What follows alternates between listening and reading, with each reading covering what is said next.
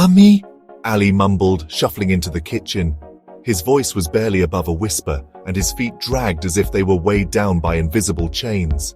The smell of spices cooking usually made him feel good, but today, his stomach felt funny. The rich aroma of cumin and coriander, which normally brought comfort, now seemed to mock his anxiety. His report card felt heavy in his pocket, a single B+ making him sad. It was as if that one grade was a stone, pulling him down into a sea of disappointment. His mother, stirring a pot of biryani, looked at him.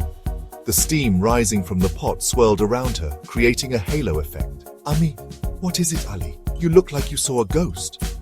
Her voice was gentle but laced with concern. He waited a second, then said quickly. His heart pounded in his chest, each beat echoing in his ears. Ali, got my report card. Her eyebrows went up.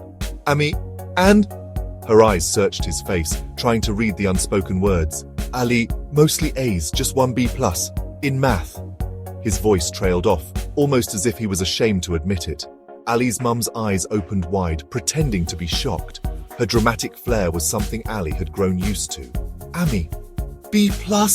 She gasped, her hand going to her chest. Theatrically, she clutched her heart as if she had been mortally wounded. Beta, your cousin Farhan, he's studying rocket science, and you're getting B+ in math. What will people say? Her voice was a mix of genuine concern and playful teasing, a delicate balance she had mastered over the years. The next day, Ali found himself getting ready for another battle. Ali, Ami, can I go out with friends tonight? His mother, cutting onions very carefully, stopped. Ami, out? Where? With whom? What time are you coming back? Ali, just to the movies with Samir and Ahmed. We'll be back by 10. Ali's mom started chopping onions very fast. Ami, 10? You think this is America? Be home by 8, and no funny business. Ali sighed. He knew it was no use arguing. 8 p.m. it was. It was a lazy Saturday morning, and Ali lay on the couch, completely absorbed in his phone. The screen's glow reflected on his face as he scrolled through endless social media feeds and watched funny videos. The smell of fresh parathas filled the air, wafting from the kitchen where his mother was busy cooking breakfast. But his eyes were glued to the screen, oblivious to everything around him. Suddenly, a shadow fell over him, breaking his concentration. Ami, Ali, you think money grows on trees? How many times do I have to tell you? All day on that phone, you waste your time and our money on this nonsense. Go study, help around the house, or find a wife. Do something productive with your life. This is not a hotel.